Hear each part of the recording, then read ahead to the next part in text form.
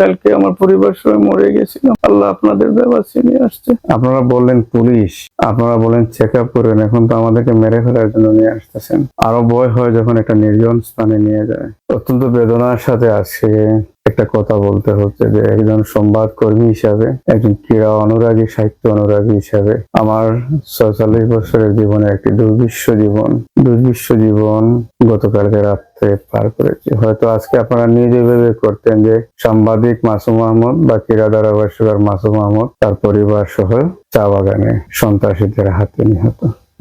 আমি চিকিৎসার জন্য, আপনারা সকলেই অবগত যে বেশ কিছুদিন ধরে আমি মৃত্যুর সাথে পাঞ্জা লড়ছি। আর শারীরিকভাবে আমি খুবই অসুস্থ।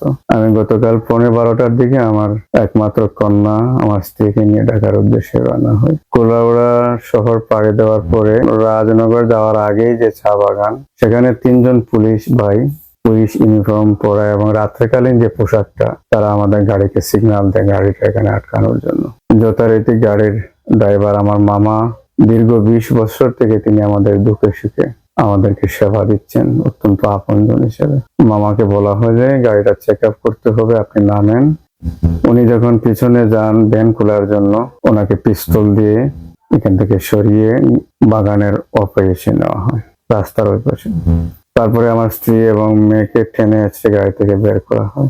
পরবর্তীতে আমি গাড়ির সামনেই বসা ছিলাম, আমাকেও তারা প্রথম অবস্থায় দরজা লাগিয়ে দিয়ে না বের হওয়ার জন্য, পরবর্তী পর্যায়ে আমি নিচ থেকে বের হওয়ার চেষ্টা করি এবং বের হওয়ার পরেও আমাকে পিস্তল ধরে পরে কোনো কথা বলে গুলি করে ফেলবো। আমি বের হওয়া মাত্রই একজন ঢুকে গাড়িটা টান দিয়ে মৌলভীবাজারের উদ্দেশ্যে রওনা হয়ে যায়, চোখের পলে গাড়ি নিয়ে যায়। আমি লক্ষ্য করলাম যে 3 পুলিশ ভাই, ওদেরকে আর দেখি না, ওরা ডান দিকের চা বাগানের এদিকেই বোধহয় চলে যায়। পরবর্তী পর্যায়ে আমাদের সবাইকে চা বাগানের উপর দিয়ে নিয়ে যায়, 2-3জন করে ধরে নিয়ে যায় এবং যাওয়ার সময় শুধুই বলে থাকে যে কোনো কথাবার্তা চিৎকার করলে মেরে ফেলবো। দা, পিস্তল, তারপরে চাইনিজ কুড়াল, জীবনের প্রথম এগুলা দেখার সুযোগ হলো। আল্লাহকে বললাম যে আল্লাহ, আমি গুনাহগার, আমার স্ত্রী এবং আমার মেয়েকে আল্লাহ হেফাজত করার, সাথে আমার মামাকে। কলিমা পড়তে পড়তে তারা অনেক দূর নিয়ে যায়। আরো ভয় হয় যখন একটা নির্জন স্থানে নিয়ে যায়। যাওয়ার পরে আমাকে বললো যে আমার মানে যা কিছু আছে দেওয়ার জন্য। তো আমি বললাম যে শুধুমাত্র মানি ব্যাগ দিলাম। মানি ব্যাগে আমার 10,000 টাকা ছিল। টাকাটা গনে মানি ব্যাগে আমার আইডি কার্ড ছিল, আমার ব্যাংকের কার্ড ছিল। তারপরে আমার মেয়ে বলতেছে যে কান্নাকাটি করতেছে, আমার স্ত্রীও কান্নাকাটি করতেছে। আমার স্ত্রীও তখনও জোর গলায় বলতেছে, দেখেন আপনারা এসব কি করতেছেন?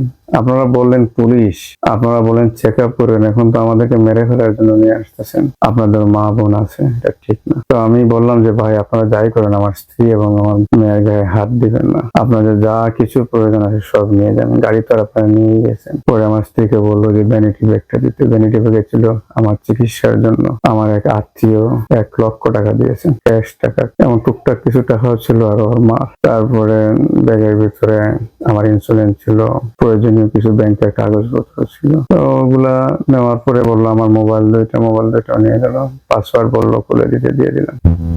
ওই ব্যাগের ভিতরে, ভ্যানিটি ব্যাগে আমার মেয়ের একটা ছিল, ওটা গরমের জন্য ছোট কাপড় নিয়েছিল যে রাস্তায় পড়ে, ওইটা কেটে আর আমার ওয়াইফের ওড়নাটা দিতে বলে ও প্রথমে দেন। আমি বললাম দিয়ে দাও। বললাম যে ভাই, যাই করেন আপনাদের মা ভাই বোন আছে, বৃদ্ধ লোক ছিলাম, তাকে বললাম আপনারা মা।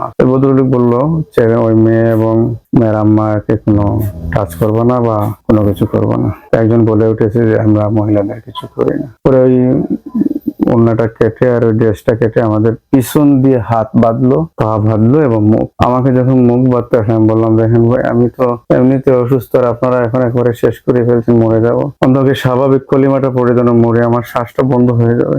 তারপর লাগাইছে, কিন্তু আমি একবারে হয়ে গেছি। পরে আমার মেয়ে বলছে কেঁদে কেঁদে, দেখেন আঙ্কেল, আমার বাবাকে মারবেন, আমার বাবা খুব অসুস্থ, আমার গায়ে হাত দিবেন না।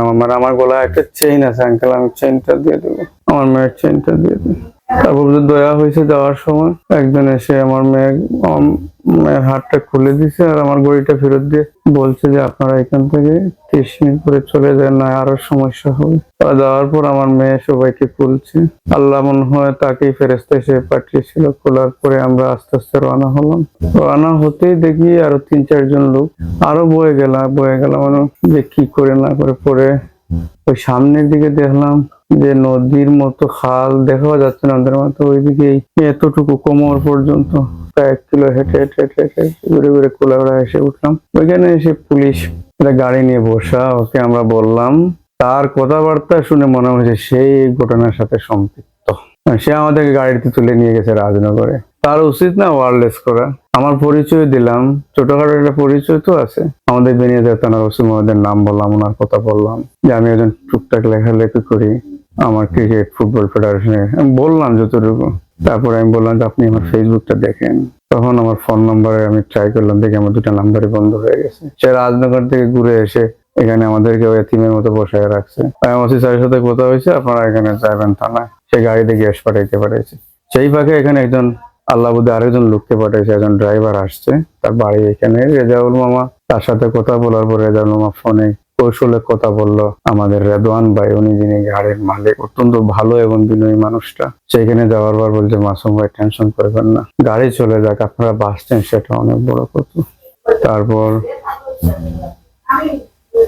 ওই কি বলে, ওই ফোনে কথা বলে, তারপরে গ্রুপে কথা বলে উনি কৌশলে ওই ড্রাইভার চলে যান এখান থেকে। পুলিশ রেজাউল মামাকে টর্চারিং করতেছে যে সে নাকি এই ডাকাতিটা করানো হয়েছে, আমাদেরকে করতেছে। এই মধ্যেই ঢাকা থেকে যারা আসতেছে, আমাদের বেনিবাজারের যারা 2-4টা গাড়ি সবাই এটা আসছে এখানে। এদিকে আমাদের বেনিবাজার থেকে আমাদের মিজু ভাই সহ আরো অনেকেই রওনা হয়েছে। তারপরেই আমরা এখানে লাইভ করলাম। তারপরে সারা দেশের সবাইকে জানানো হলো ফোন করে বিভিন্ন ভাবে। তারপরে কুলাউড়া থানায় আসলাম। কুলাউড়া থানায় আসার পরে আমরা ওয়্যারলেসের অফিসার একজন ভদ্রলোক, ওই যে যারা নাইট ডিউটি করছিলেন ওনাদের মধ্যে একজন ভালো লোক, তারপরে কথা বললেন। আর যে ভদ্রলোকের সাথে ওই যে এখানে দেখা হলো, কথা হলো, উনি আমাদেরকে নিয়ে ঘুরে সময় কিল করলো, উনি আর তখন আসেনি, ফজরের আজান হয়ে গেছে। এর মধ্যে একজন ভদ্রলোক বেনিবাজারও চাকরি করছেন, আমাকে চিনেন, তো ওনাদের সাহায্য পাইছে। সবচেয়ে বড় জিনিস হলো আল্লাহর উপরে জিপিএস লাগানোর পরেই গাড়ির মার্কিংটা হলো যে গাড়ি সচল আছে, গাড়ি চলতেছে। এর মধ্যে ঢাকা থেকে সালাম ভাই আসতেছিলেন। সালাম ভাই বললেন যে এই গাড়ির নাম্বার দেখলাম, গাড়িতে দেখতেছি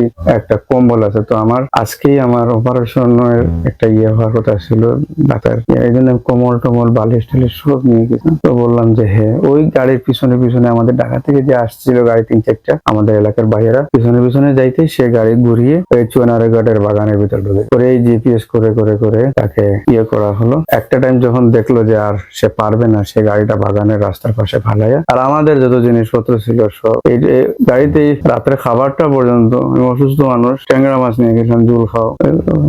আল্লাহ বাঁচাইছে। আপনাদের মাধ্যমে দেশবাসী যারা আমার খোঁজখবর নিচ্ছেন, আমার মোবাইল তো নিয়ে গেছে, আমি মোবাইল কিনতে হবে, তারপরে সিম তুলবো, সবার সাথে যোগাযোগ করবো, আপনারা এই বার্তাটা পৌঁছাবেন। দেশ বিদেশে আমাকে এত ভালোবাসেন, আপনাদের কাছে আমি চিরকৃতজ্ঞ। আমি মাসুম হওয়ার পিছনে আপনাদের যথেষ্ট অবদান আছে, আমি সবসময় স্মরণ করি। আমি কালকে আমার পরিবার সবাই মরে গেছিলাম, আল্লাহ আপনাদের ব্যবস্থা নিয়ে আসছে। আমি সবার সাথে যোগাযোগ করবো। আমি খুবই অসুস্থ, দোয়া করবেন আমার ছেলে মেয়ের হায়াতের জন্য। আমি আমার ছেলেটা খুব টেনশন করতেছে ঢাকায় থেকে, দোয়া করবেন। আপনাদের প্রতি কৃতজ্ঞ আমার বেনিবাজারের মিডিয়া ভাই, আপনারা আমার সহকর্মী, আপনারা আমার সবচেয়ে বড় আপনজন, আপনারা আমার ঘরের ভাই ব্রাদার, দোয়া করবেন আমার জন্য।